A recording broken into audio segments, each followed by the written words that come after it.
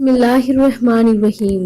رسول اللہ صلی اللہ علیہ وآلہ وسلم تکلیف کے وقت کیا دعا مانگا کرتے تھے؟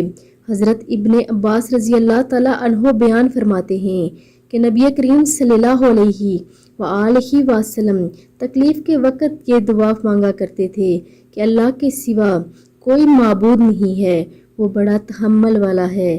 اللہ کے سوا کوئی معبود نہیں ہے، وہ عرش عظیم کا رب ہے، اور اللہ کے سوا کوئی معبود نہیں ہے، وہ آسمانوں کا رب ہے اور زمین کا رب ہے اور عرش کریم کا رب ہے۔